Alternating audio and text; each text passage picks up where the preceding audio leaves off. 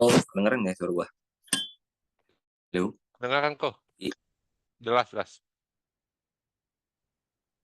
kedengeran? Oke oke oke, sip, lanjut. Oke, selamat malam semuanya, selamat datang di ada video gua nggak ya? Ada ya? Ngeblank di Zoom-ku sih kok. Tadi sempat ada, cuman ngeblank sekarang. Yuk.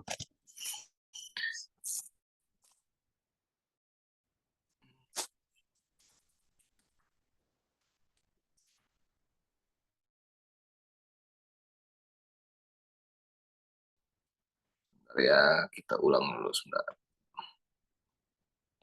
Oke, mungkin problemnya dari gua ya.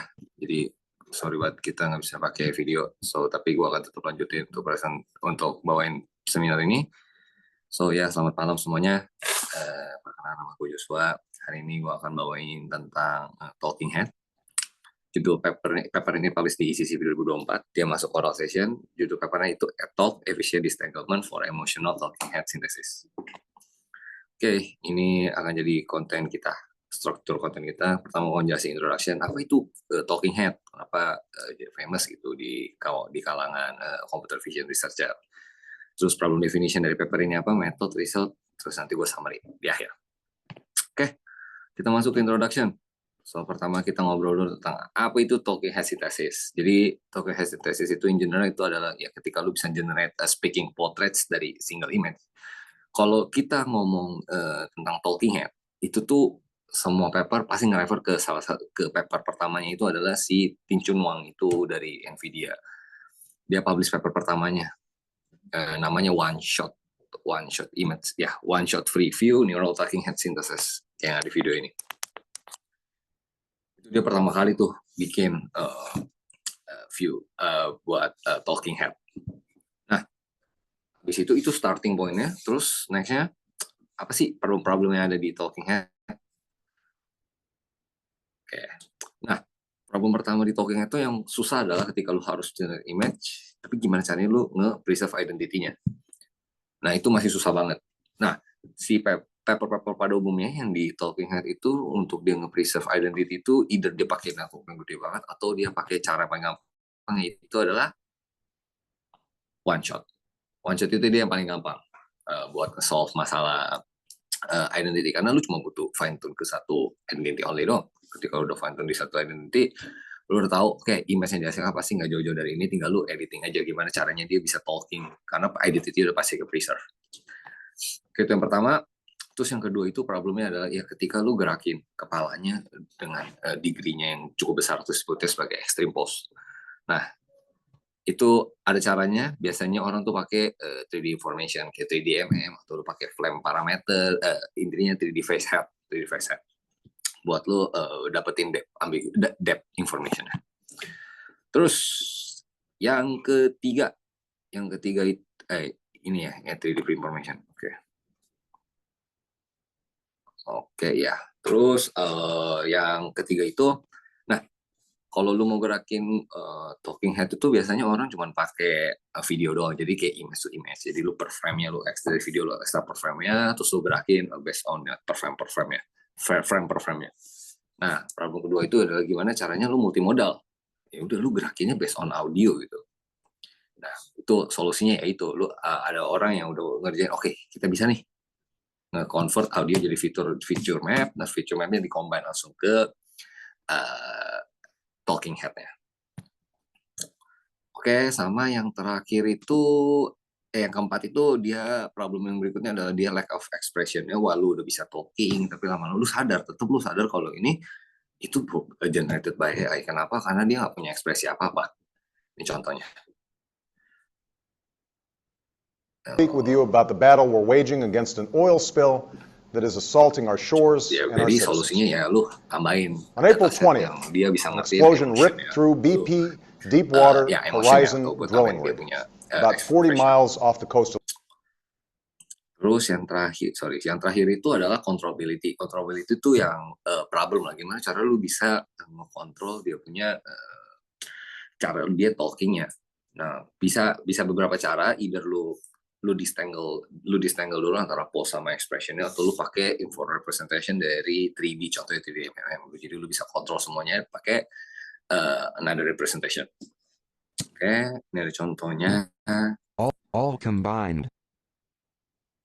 On Monday, we observed Memorial Day, a day that means a great deal to San Diego, home of so many active our values, and by carrying out a smart and Oke.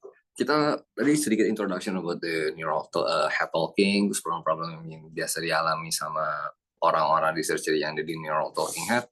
Sekarang kita masuk ke spesifik paper ini. Nah, problem definition-nya apa sih yang diangkat sama paper ini? So, kita move on.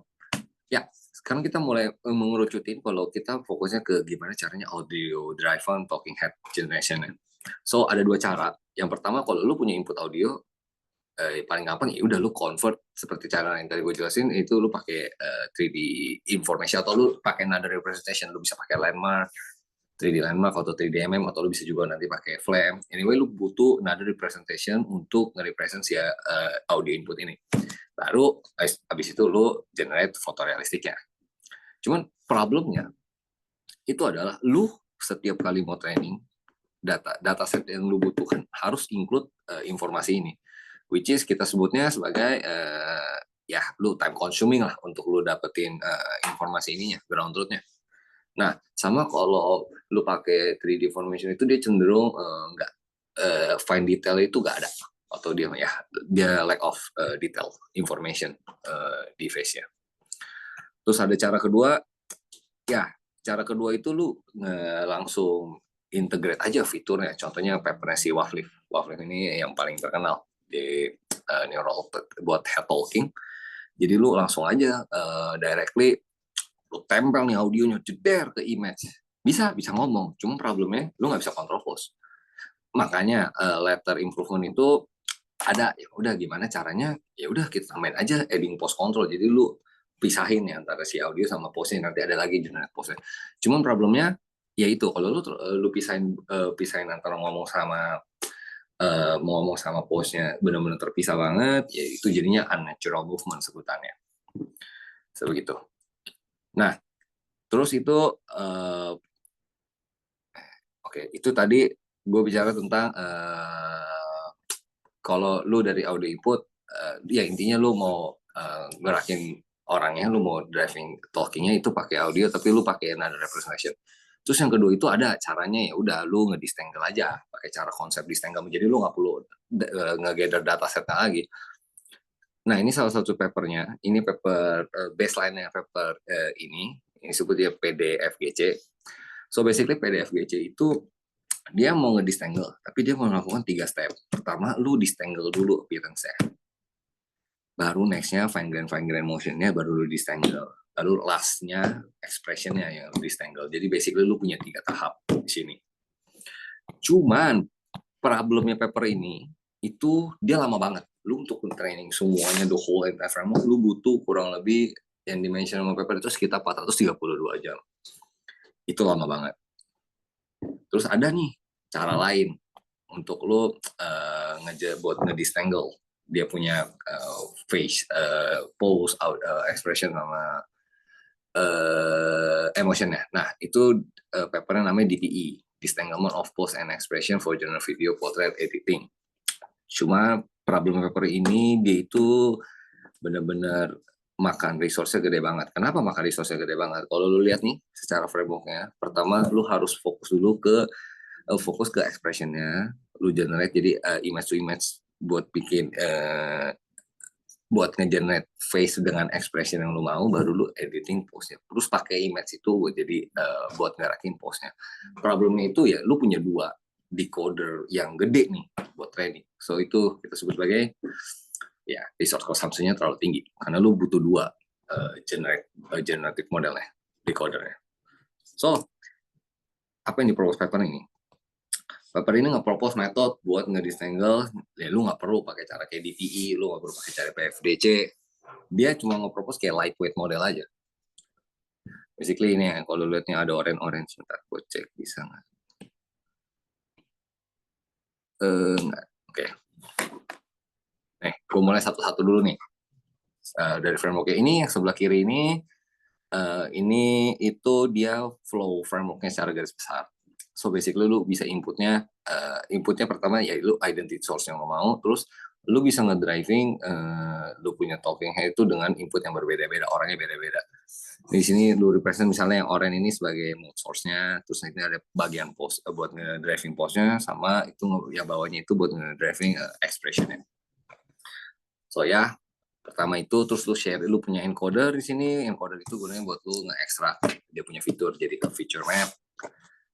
Terus dia transform ke Latent space. Nah, si G ini kita represent sebagai buat nge-generate face-nya. Input dari G-nya ini ada berapa? Itu ada fitur dari ID ini ke D ini dari image ke driving itu yang merah di bawah ini.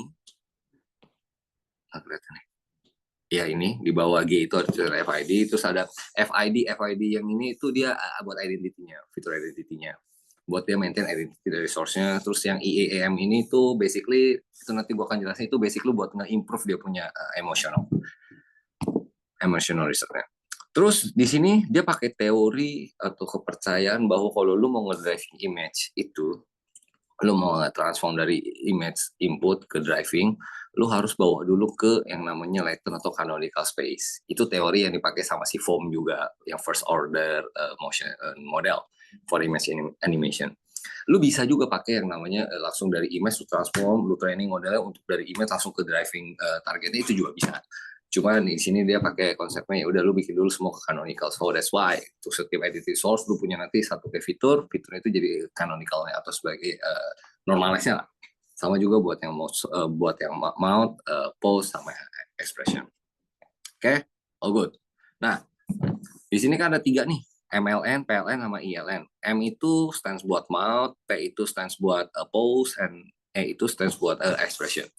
Ini tiga-tiganya modelnya, strukturnya, arsitekturnya sama persis. So that's why daripada gue jelasin satu-satu ngerepetitif, karena mereka nanti berubah cuma parameternya doang, gue jelasin satu aja yang di-mention di paper, jadi lu juga bisa langsung cek di papernya. So gue bahas yang postnya dulu aja, yang postnya. So basically ya input untuk si lightweight model si post ini itu ya itu fitur canonicalnya si post source-nya ini. Inputnya itu, nah outputnya apa? Outputnya itu dibentuknya sebagai bank atau memori gitu. Jadi lu bisa bayangin kalau si bank ini tuh isinya tuh list of post yang possible gitu dari dataset lu.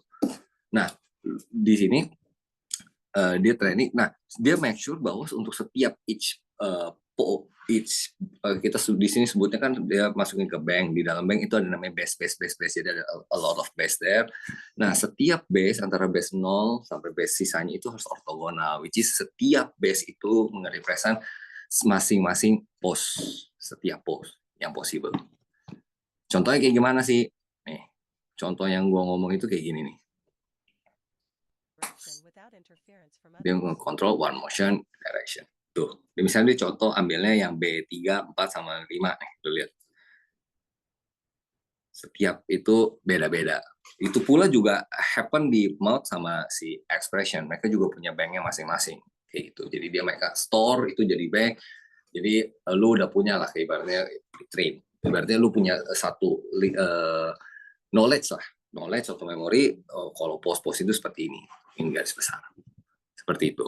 Nah, terus yang kedua itu adalah, itu secara garis besar. Goalnya dari si model lightweight ini adalah untuk menjarain banknya ini, which is banknya harus setiap base-nya itu harus nge-represent specific post atau unique post. Seperti itu. Nah, cara trainingnya gimana? Cara trainingnya simple. Basically kalau lu udah punya input image, nih waktu lu training ini dia step by step juga trainingnya. Jadi pertama dia training dulu si mount sama pose buat di-decouple sama mount sama pose-nya. So basically kalau lu udah punya inputnya harus 2 di sini, which is image A sama image B, ya kan.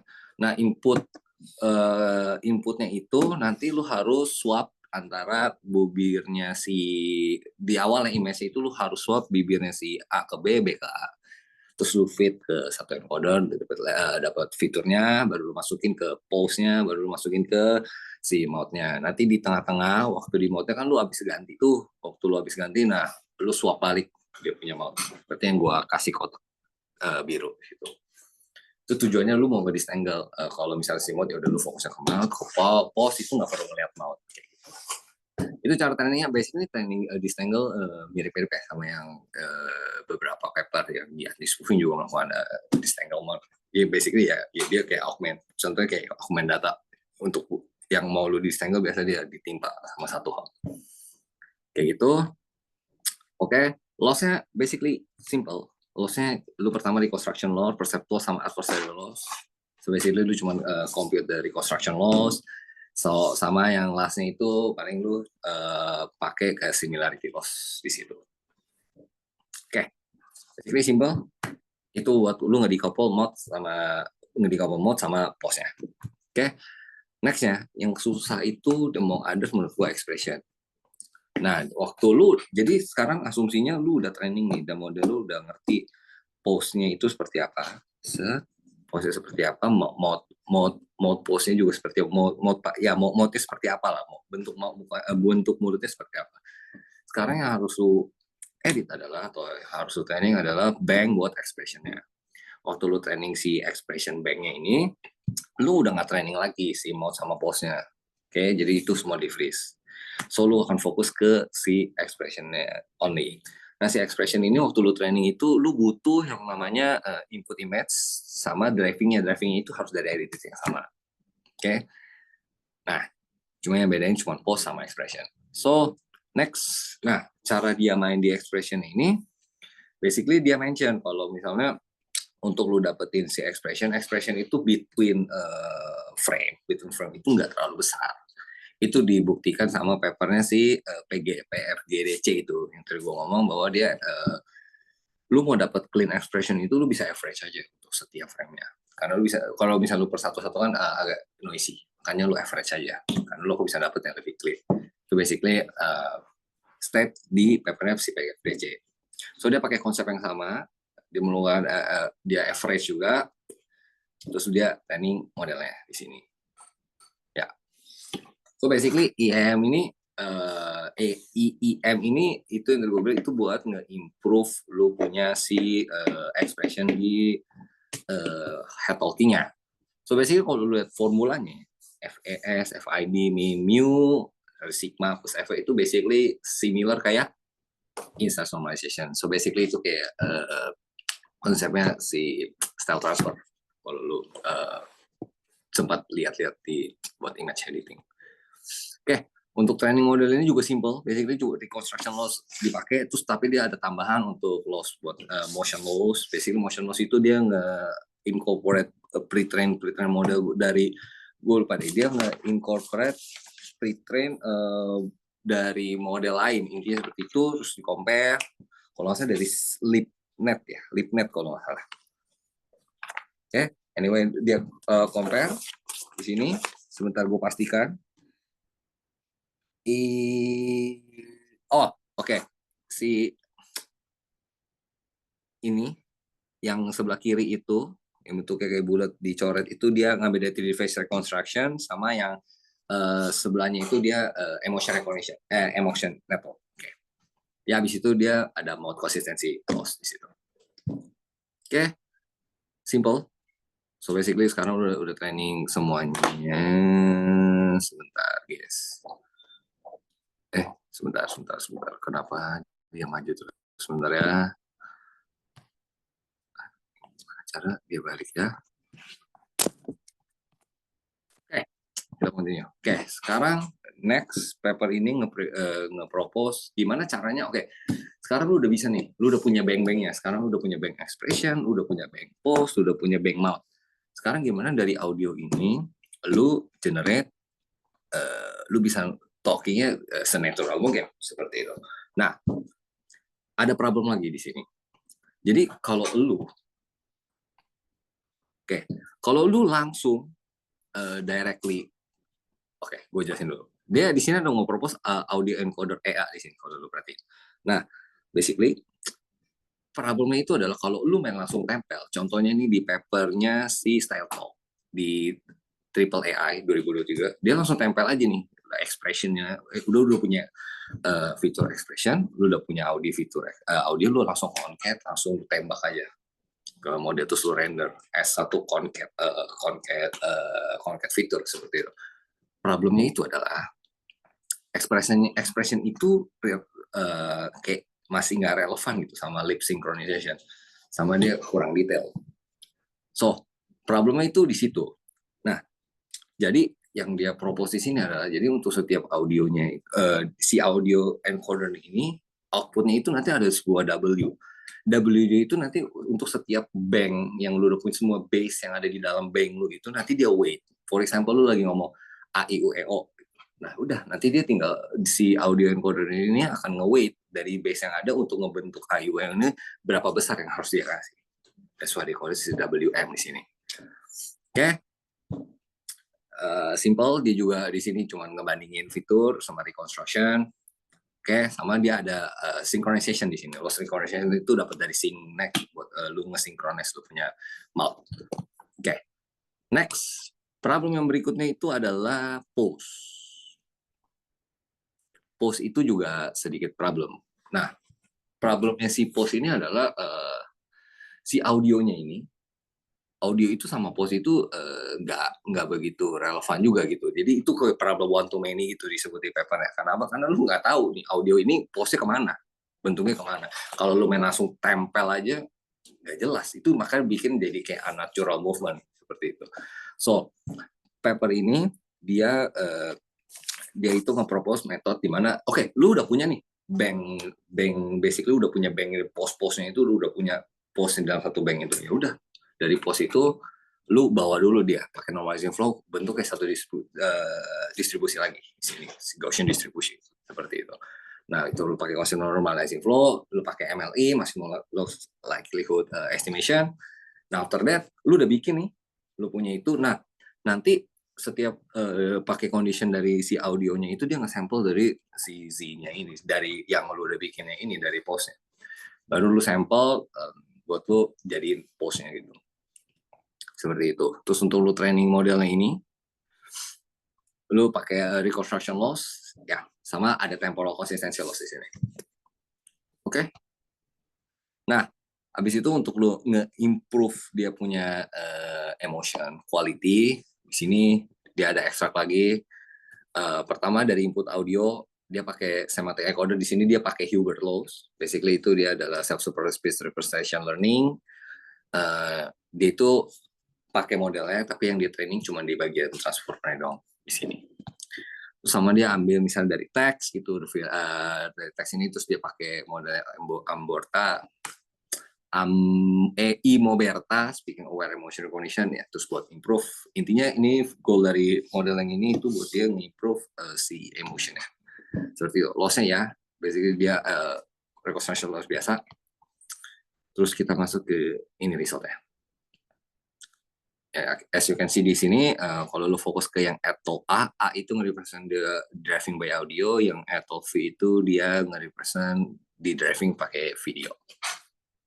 Seperti itu. So ini kalau melihat dia punya result, which is represent dia punya metode itu lebih bagus, lebih emosional dibandingkan metode yang lainnya. Terus poin di sini yang dia punch itu adalah efisiennya. As you can see di sini, secara resources trainingnya, secara waktu, data set dipakai sama GPU yang dipakai, basically mereka jauh lebih efisien karena mereka cuma nge-probe sebenarnya itu lightweight model aja, lu nggak perlu generate model yang gede-gede gitu, lu harus generate tool pertama expressionnya, and after that dari expression yang udah dari image yang udah kayak detail expression lu masukin lagi buat change pose-nya, lu nggak perlu lakukan itu, atau lu punya like a sequence of training proses itu juga nggak perlu di sini. So, kayak gitu. So ya, in summary, basically dia propose efficient model, lightweight, less resources consumption, that's why they call it paper ini efisien, sama dia bisa multimodal. Jadi kalau misalnya talking pada umumnya itu kan kalau nggak ya video to video atau audio to video itu salah satu dong. Sekarang lu bisa dari video, bisa juga dari audio, so bisa dua multiple model. Ini resultnya waktu gua generate pakai muka gua. 围起来需要多少米的栅栏？ sebenarnya oke.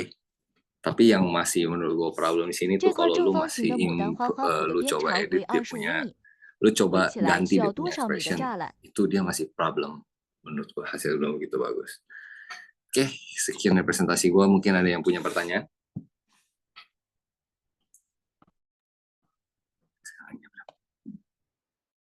Oke, thank you Ko atas presentasinya. Mungkin aku mau beberapa pertanyaan. Mungkin ngelihat yang framework Editalk keseluruhan ya, yang sebelum masuk ke audio driven ya. Oke.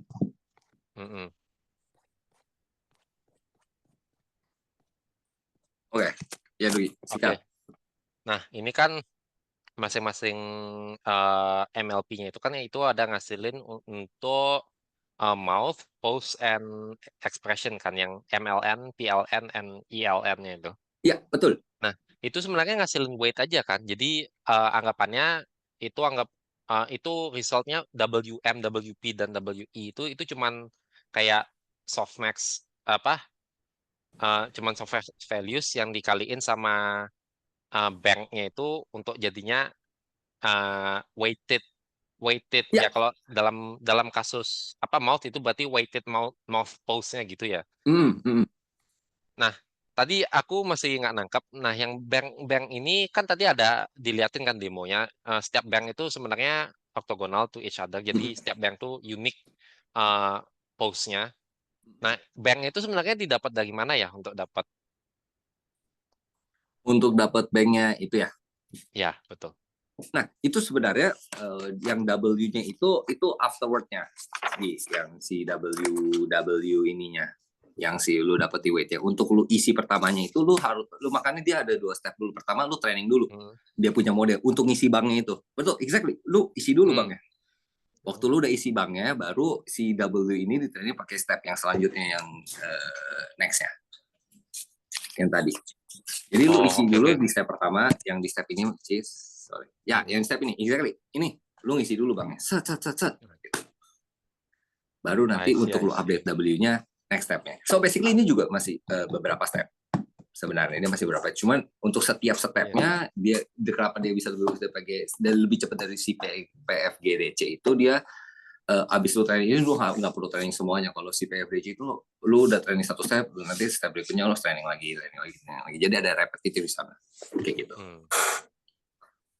Ya intuitif juga sih, karena di section 3.2-nya itu kan literally itu ngetrain biar untuk nge-disentanggle aja kan. Berarti anggapannya dia ada kayak, anggap aja data, ada dataset lu. Setelah dia feature-nya ini di disentangle, berarti dia tuh anggapannya ngumpulin feature bank dulu banyak-banyak. Habis itu nanti dieliminasi fitur-fiturnya yang supaya antar fitur tuh ortogonal satu sama lain gitu ya. Ya. Kurang lebih kayak gitu. Jadi lu pokoknya setiap base yang di dalam bank itu lu harus nge-represent satu unique pose yang nggak boleh dimiliki yang nggak boleh sama setiap base sebutannya. I see. Oh, makanya setelah stage-nya itu baru nanti pas Editalk-nya itu anggapannya dipasang softmax head di depan MLP-nya itu untuk artinya weighted average dari bank itu. Iya, betul. I see. Jadi dia tinggal ngambilnya, oke, untuk gue bisa bikin, let's say, lu bisa buat geser ke kanan, gue udah punya base ini berapa banyak, dari ini gue harus ngambil berapa. Oke. Good question. Oh ya, itu berarti step training berikutnya ya di Editalk framework-nya itu, di section 3.1-nya kan? Iya, itu selanjutnya. Itu basically lu training ini dulu, ini dia step ini kan yang di section 3.2-nya dulu di training kan, untuk biar bisa ngasilin feature yang disentangle. I see. Ini encodernya berarti juga fiturnya dipecah-pecah ya, satu encoder tapi ngasilinnya beda-beda. Bisa. Oke. Nah, lagi satu, tadi kan kalau ini kan baru driving-nya cuma purely dari image aja kan. Nah, besok kan ada selanjutnya driving-nya pakai audio sama transkrip itu kan. Ya, betul. Nah, ini kan sama ya konsepnya, ada WP, WM, sama WE. Ini kan juga nanti di matrix multiplication dengan bank-nya juga kan? Iya, betul. Nah, ini ini tuh dipakai bersamaan sama weight yang sebelumnya yang WP sebelumnya. Ini kan WXNP ya. Nah, ini nah di sini tuh apakah kaitannya sama yang tadi apa? Kan tadi ada WP-nya. Nah, sini ada WXNP-nya gitu. Nah, pakai kedua ini pakai barengan atau untuk yang audio driven itu khusus ini arsitekturnya, nggak pakai yang framework di atas tadi? Jadi kalau yang di atas itu kan lu driving sebagai video. Nah, kalau yang W ini nanti akan nge-replay. Kalau lu drivingnya sebagai audio, nanti dia pakai WP yang ini, W yang ini. Jadi ini khusus buat yang itu audio. Iya, itu bagus, good question. Iya betul. Dia bisa ganti weight-nya. Karena beda. Eksklusif ya berarti ya? Iya betul. Karena beda yang lu lihat dari visual sama yang dari audio itu beda. Tapi banknya sama. Banknya sama. I see. Ya, oke. Tapi ya minusnya aja palingan ya bukan minus sih, karena necessity. Kalau yang tadi kan dari video kan encodernya share semua ya. Kalau ini ya encodernya berarti ya karena audio ya pasti ada encodernya sendiri, habis itu sama teksnya sendiri ya. Tapi ujung-ujungnya ngasilin weight juga untuk kaliin ke banknya. Oke. Nice, intuitif sih juga. Ini paper bagus. Itu spotnya available, lu bisa tes dan lain-lain. Gue udah coba, bagus dia punya. Dia intuisinya bagus dia. Seneng sih yang ada konten banknya, habis itu dipredik weight-nya kayak ya artinya kan an emotion and a pose is a combination of some poses gitu kan. Iya. I see. Oke, dari aku itu aja. Thank you kok. Sip. Ada lagi? Siapa lagi? Sebentar kita balik ke Zoom-nya. Sebentar guys. Lagi mungkin yang mau bertanya. Kita bertiga doang ya, Di? Ada berempat. Halo. Suara saya? Halo. Ya, halo. Saya mau bertanya, tapi mungkin pertanyaan saya lebih basic ya. Soalnya saya sendiri masih kayak belum terlalu mendalami untuk di di bidang ini. Mungkin dan juga saya juga baru di komunitas Indonesia Vision AI ini. Nama saya Renaldi. Halo, salam kenal nih. Iya. Ya, saya mau bertanya. Jadi kan mungkin sebagai konteks saya ini dulunya lulusan itu fisika. Terus kemudian saya itu kerja di industri sebagai DS sama ML engineer juga. Dulu saya megangnya itu kayak model model computer vision sama juga ya model buat data-data tabular gitu. Cuman ya kebetulan beberapa bulan lalu saya sempat sakit dan ya gak bisa lanjut kerja saya lagi. Cuman ini kan saya kayak pingin kayak belajar lagi kan, state of the art di bidang ML ini. Saya kayak ngikuti misalkan di archive gitu, di arsip gitu, di CSLG segala macamnya. Nah, pertanyaan saya sih kalau misalkan untuk mau memahami paper yang tadi sudah dipresentasikan itu kira-kira basicnya dari mana aja ya? Apakah kayak ada gitu sumbernya? Sumbernya gitu dia. Basically kalau misalnya ngomong sumber awal mulanya banget, itu udah pasti belajar gimana generate dulu image to image-nya. Itu step pertamanya. Lo harus ngerti gimana cara deep learning itu nge-generate satu image, lo input image, terus generate another image. Terus baru nanti kita masih main di image gitu. Kita belum karena kalau mau main langsung multimodal itu lu punya contoh kayak lu punya audio, lu punya lagi nanti teks, itu susah. Itu susah banget. Jadi lu belajar satu-satu dari situ. Nanti lu belajar lagi waktu generate image itu ada beberapa cara lagi, ada yang pakai diffusion model, ada yang pakai nanti generative adversarial network seperti itu. Ya kan ya tahu. Nah, habis itu ya, maaf. Setelah itu baru, ini kan maksudnya lebih ke spesifik task kayak downstream task yang untuk face generation kayak gitu. Itu nanti lo harus belajar lagi bagaimana caranya di face untuk face talking itu seperti apa trennya. Itu paling kalau misalnya pertama banget biar nggak ketinggalan banget itu paling belajar yang sebentar ya. Yang ini dia paper pertama si Tincung Wang ini, one shot free view. Ya. Terus di dalam paper itu biasanya dia nge-reference ada beberapa paper, yaitu yang FS fit to fit sama foam. Foam ini buat image animation, itu juga state of the art pada masanya. Itu bukan state of the art sih, itu kayak baseline yang pertama kali keluarin paper di image animation kayak gitu. Kita baru mulai dari situ. Ini basically masih image to image di driving by image. After that lu bisa mulai maju lagi satu-satu gimana cara pakai informasi dari 3D-nya, pakai 3D information, pakai 3D face, kayak begitu kalau saran dari gua. I see. Dan ini kalau misalkan saya menguliknya pakai TPU-nya Google gitu bisa kan ya? Soalnya kayak saya itu sempat buat daftar yang TPU Research Cloud-nya Google gitu dia. GPU-nya dia berapa gede ya? Gua kurang tahu. Dia itu dia pakai TPU dan belum cek sih kira-kira seberapa gedenya gitu. Kalau TPU itu gue nggak yakin bisa, lu harus ganti soalnya kode. Ini jalannya sama GPU sama TPU itu agak berbeda yang gue tahu. Ya.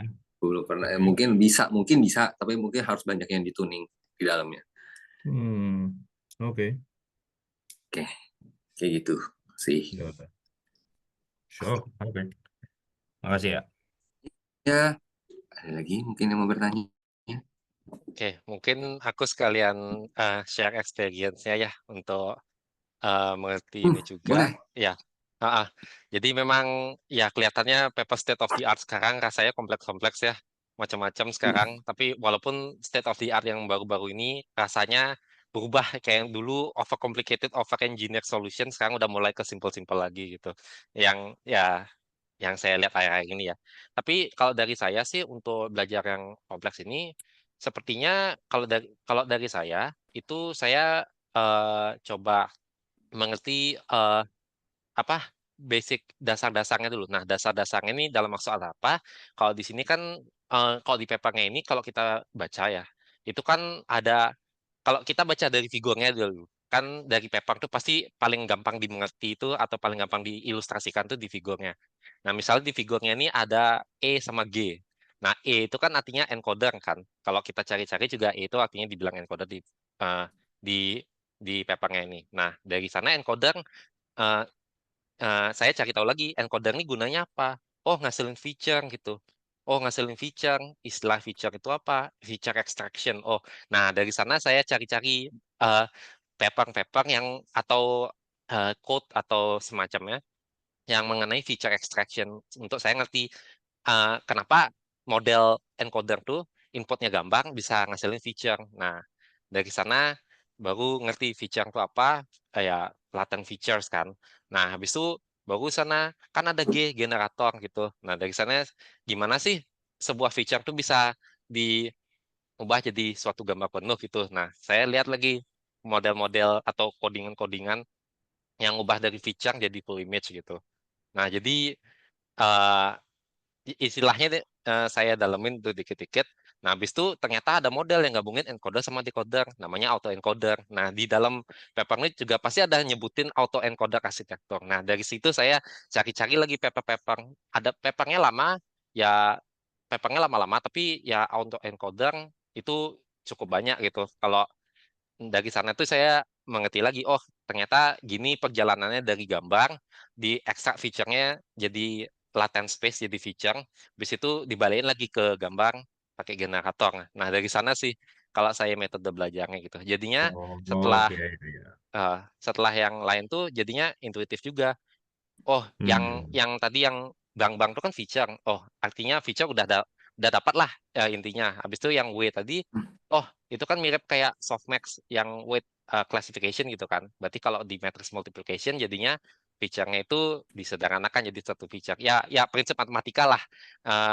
Matriks A kali B dikali B kali C gitu jadi AC gitu. Ya, kalau dari saya sih gitu pengalaman saya belajar. Wait, tadi ngomongin soal autoencoder itu pernah nggak sih dibahas di websitenya si Lilian Wang itu yang dulunya orang OpenAI dia? Yang itu ya? Ya, harusnya. Oh itu iya Lilian Wang ya. Pernah. Combined. Gue juga ngikutin Lilian Wang. Sorry. Dulu saya soalnya ngikuti pas masih kerja masih kerja di industri, terus kayak setelah sakit gitu nggak terlalu ngikuti lagi gitu. Oke, berarti apa namanya, tapi dari situ kan ya dia anunya apa berangkatnya kayak belajar apa encoder decoder, terus nanti jadi autoencoder atau jadi VAE segala macam gitu ya. Betul. Oke. Mulai dari situ. Lilian Wang, gue juga sempat belajar. Tapi Lilian Wang itu biasanya dia kasih kita kayak high level. Dia kali matematiknya juga high level. Kalau lu mau lebih mengerti, tetap lu harus balik ke paper. Tapi itu sangat membantu. Lilian Wang itu untuk step pertama itu sangat membantu. Dia kan kalau nggak salah juga ngasih sumbernya, papernya itu. Biasanya kayak saya juga kayak sempat baca gitu. Sebenarnya kayak ya kalau saya sendiri apa nggak bilang saya kayak ya mungkin tahu atau gimana ya. Tapi kayak saya dulunya kan sempat juga kayak lihat matematika buat encoder decoder itu ya saya lihatnya persis seperti di fisika soalnya apa dia matematikanya itu. Jadi kayak apa cukup intuitif itu di saya.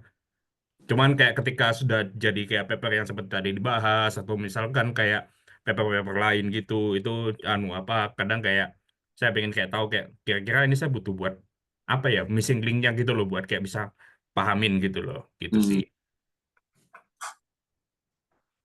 Kalau begitu ya kita harus lihat dari paper pertama yang masuk ke downstreamnya. Iya benar, masuk ke phase-nya itu seperti apa, mereka mainnya seperti apa. Karena basically paper-paper yang udah kayak bagus kayak gini, udah pakai cara-cara advance itu dia startnya dari titik yang sama. Gitu. Iya. Oke, bagus Agi insight-nya dari dosen. Ya, all about transferable knowledge sih. Karena ujung-ujungnya ya metode apapun itu ujung-ujungnya repeat it aja kayak autoencoder mau di audio, mau di text, mau di vision dan across modalities and use cases ya repeat aja gitu. Jadi kalau udah tahu konsep dasarnya itu pasti ngelihat dipakai lagi gitu. Betul. Jadi ya memang paper kayak gini memang mereka istilahnya abstracting away the details gitu. Jadi yang seperti autoencoder how it works-nya itu di paper ini udah di-assume kita tuh udah ngerti gitu. Makanya mereka cuman biasanya kasih rumus aja gitu. Makanya tinggal mereka tulisnya dalam kurung inputnya kayak gitu jadinya. Karena assuming udah di-abstract away detail gitu. Karena nggak mungkin 8 pages lu harus masukin semua dari awal juga mungkin. Harus ada yang nikah. Oke, that's good. Ada lagi mungkin yang mau bertanya? Jadi kan saya juga mau tanya lagi sih sebenarnya. Maaf banyak tanya jadinya. Boleh nggak apa-apa. Ya, jadi saya maaf ya sebelumnya bila apa tidak terlalu ada hubungannya dengan yang dipresentasikan. Tapi jadi kan saya juga menemukan komunitas ini setelah saya juga kayak mencoba buat mencari kira-kira kayak di Indonesia ini yang kayak komunitasnya yang dia itu research heavy gitu di bidang machine learning itu seperti apa, dan yang saya temukan itu ya Discord-nya ya ini apa Indonesia Vision AI gitu. Nah, saya juga kayak terpikir bahwa salah satu kayak tujuan saya ingin bisa apa namanya setujuan saya untuk ya relearning everything about this adalah saya itu ada rencana ingin mengambil PhD juga di bidang machine learning. Kira-kira kayak apa saja ya selain soal ilmu, maksudnya selain soal ilmu kira-kira apa lagi ya kayak misalkan yang mungkin kayak nantinya perlu saya persiapkan gitu. Gitu sih. Coba Gi, dari lu dari bidang akademis. Ya, kebetulan ya saya masih step down-nya ya. Jadi saya ntar lagi menempuh master gitu. Walaupun sebenarnya udah kerja bareng ya sama Ko Jano selama berapa tahun. Nah, jadi ya kalau dari saya sih ya walaupun dari tingkatnya master tapi transferable. Mau saya sih selain baca paper dan lain-lain ya, menurut saya sih yang paling keras dalam bidang machine learning itu adalah empirical proof ya atau empirical experience gitu. Jadi kadang-kadang di machine learning ini ya dari pengalaman saya kerja dan research sama Kojano, kadang-kadang ada aja sesuatu hal yang tidak bisa tetapkan gitu. Artinya tidak bisa kita buat rumus G2-nya gitu ya. Ini pasti working gitu. Nah, itu di machine learning tuh banyak empirical banyak harus eksperimen untuk menghasilkan empirical results gitu. Jadinya ya anggapannya secara simpel tuh di metode yang sebelumnya pakai arsitektur ini mau bagus, tapi kita pakai adapt untuk problem lainnya gitu nggak working sama sekali gitu. Padahal problemnya nggak jauh-jauh beda, tapi ternyata kita perlu fine tuning lagi, ubah-ubah dikit baru mau dia gitu. Jadinya ya hal-hal seperti itu tuh ya tidak bisa ditulis juga karena itu anggapannya intuisi gitu. Jadi kalau dari saya sih untuk mempersiapkan kayak gitu sih biasanya iseng-iseng sih. Dulu juga ya kalau ada ya makanya paling seneng kalau ada paper tuh ada kodenya gitu ya. Jadi kalau kita baca paper aja ya memang kita insightful sih paper kalau apalagi kalau papernya bagus kan. Nah, tapi kadang insightful begitu kita jalanin kodenya sendiri itu kadang it doesn't work gitu. Kita adapt ke problem kita sendiri nggak working gitu. Tapi setelah kita coba-coba mainin kode, experience sama architectures, experience sama training methods-nya, loss function-nya dan lain-lain tuh, jadi kita kayak kebangun sebuah intuition gitu.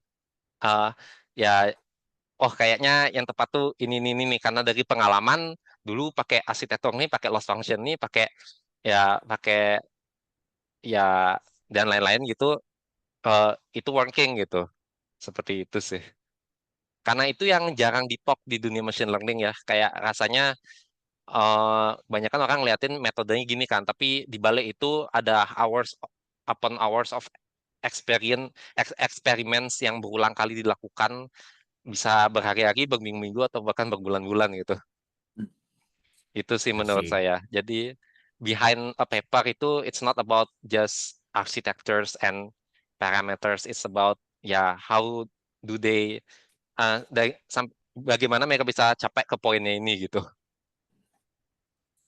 I see. Betul. Kalau gue tambahan dari gue, Ya. kalau misalnya mau nempuh S3 ya, yang harus pertama itu technical pasti, sama lo harus punya knowledge base tentang linear algebra. Menurut gue itu penting. Lo boleh lihat dari MIT course, itu banyak. Gue juga Kalau itu belajar. saya sudah sih, soalnya saya dulu S2 fisika. Oh, udah lewatin ya? Itu ya berarti. Iya. Ya palingan itu core menurut gua, core yang harus punya, karena nanti pada dasarnya ya yang kita lakukan itu basically ya bisa dilinear, bukan bisa seputar-putar itu juga banyak metodenya, linear algebra, orthogonality, Gram-Schmidt. Kayak ini papernya juga masuk ke Gram-Schmidt. Basically seputar-seputar itu. Jadi itu penting. Sama implementasi, ya seperti kata lagi, lu tetap butuh implementasi karena belum tentu yang bisa nih di paper lain terus lo apply ke metode lo bisa juga, itu belum, nggak begitu, jarang banget yang bisa langsung pakai. Begitu, palingnya sama siapin mental ya kalau mau S3. Saya ada 2 pertanyaan lagi sih.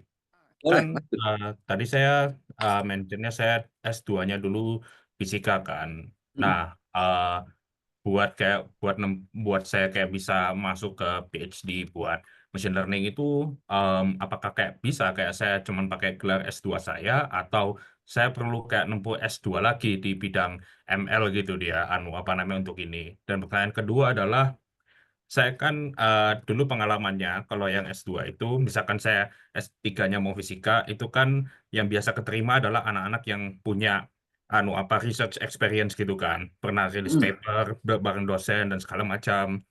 Kalau dulu saya pernah di bidang fisika. Nah, kalau misalkan untuk di bidang machine learning ini apakah sama? Dan kalau misalkan sama, kira-kira kayak saya harus mulai dari mana ya? Kayak maksudnya buat punya research experience di bidang ML gitu loh. Gitu aja sih.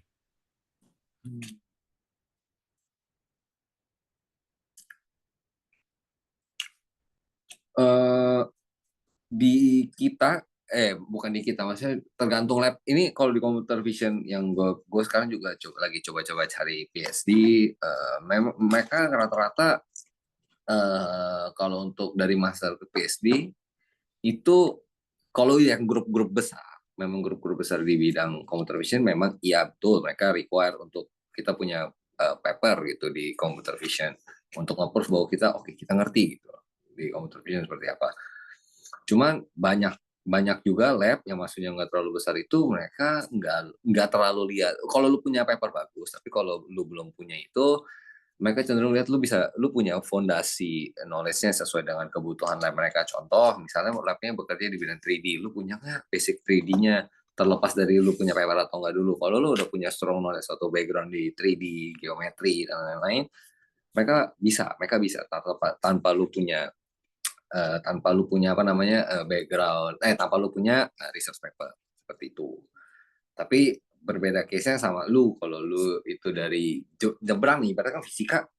Kalau lu statistik math itu probably bisa. Nah, palingnya yang gue bisa saranin, gue nggak tahu deh, apakah wise lu ngambil master lagi? Gue nggak yakin. Tapi I think lu bisa coba untuk nge-prove kalau lu bikin public repository open source, di mana lu buktiin kalau misalnya oke, gue bikin nih satu open source model, let's say, atau lu bikin satu tools yang buat membantu orang-orang di computer vision kayak gitu, itu gua rasa itu bisa jadi salah satu solusi untuk kondisi lu sekarang kayak gitu. Biar lu bisa step up. Dari Agi gimana Gi menurut lu? Ya, kalau dari saya, mungkin saya ceritain pengalaman orang yang dekat saya ya. Jadi saya kan kayak di universitas. Nah, kan ada salah satu wakil rektor saya, kebetulan dia tuh PhD di 2 bidang ya, di computer science dan di psychology. Oke, it's very different, very different field of study kan. Nah, tapi ya beliau S3-nya itu ambilnya machine learning dissertation-nya ya. Nah, walaupun beliau ada master juga komputer, tapi bukan spesifik ke machine learning ya, ya ke software engineering. Tapi di S3-nya itu beliau tuh buat disertasi, disertasinya computer science, tapi heavy-nya ke psikologi. Gimana cara implementasinya? Ya, mungkin nggak nyambung ke computer vision ya, tapi masih very relevant in the field of machine learning gitu. Jadi, beliau buat disertasi untuk ngemodelin interaksi antar manusia, interaksi antar cohorts, antar grup di Twitter, terinspirasi dari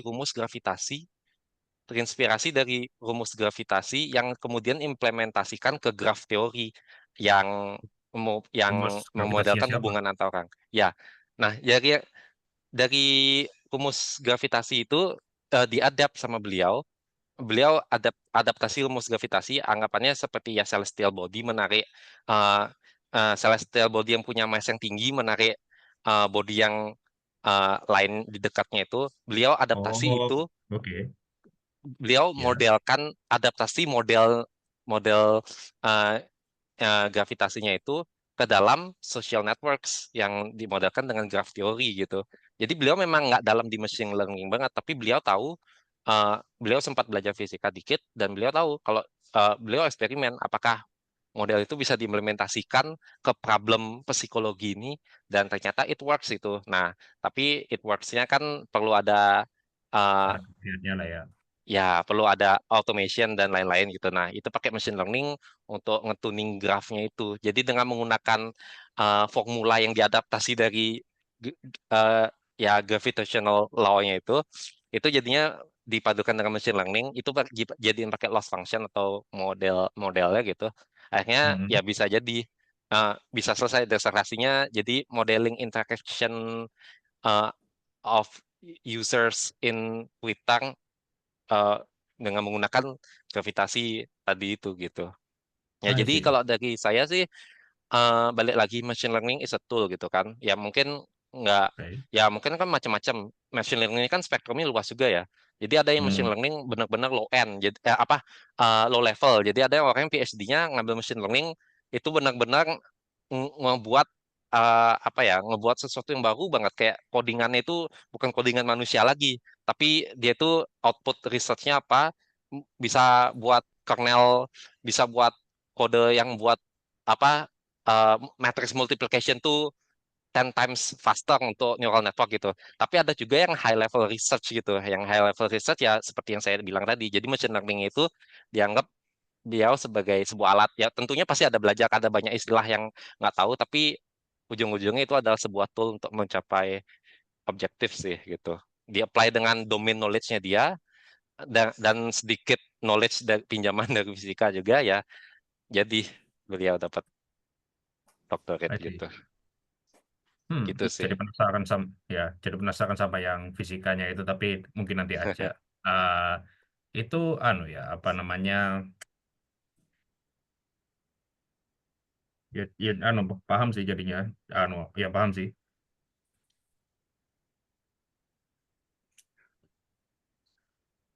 Ya, jadi Tapi malah kalau misalkan itu saya, strength sih menurut saya jadinya.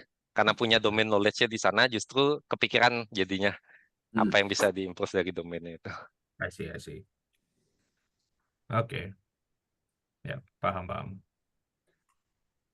Dan mungkin sih, pertanyaan terakhir saya adalah kayak misalkan saya kayak mau belajar belajar ini kan nggak hanya membaca paper juga, tapi juga implementasi gitu ke paper ke dalam bentuk codes gitu kan. Nah, kira-kira kalau misalkan kayak saya sudah buat gitu, apakah saya juga boleh kayak nanti minta kritikan juga, misalkan kayak saya sudah belajar ini, implementasi saya ini gitu di Discord-nya Indonesia Vision AI juga gitu. Sure, boleh. Memang Discord ini buat kita sama-sama belajar kayak gitu. Jadi kita nggak ada yang lebih Oke. jago sebenarnya. Kita akan kasih masukan as a friend gitu untuk lebih I maju see. lagi. Oke. Baiklah. Oke, makasih banyak. Sip. Ada lagi mungkin? Good ya. Ini sudah. Oke. Ya. Oh ya, Oke. maaf, Thank you masing-masing guys. Discord-nya apa ya Ya. di Discord? Saya yang JAMBZ, JAMBZ. Oh, yang nge-share Zoom-nya ya? Ya, betul. Agi? Oke. Saya harusnya Agi Kakasugi sih, straightforward. Oh, langsung. Dia langsung Agi nama. siapa? Oke, mungkin nanti aja deh, apa namanya. Ya, makasih banyak ya. Ya, thank you buat yang udah hadir, and see you di Ya. next seminar. Bye. Kira-kira, oh iya dah. Oke.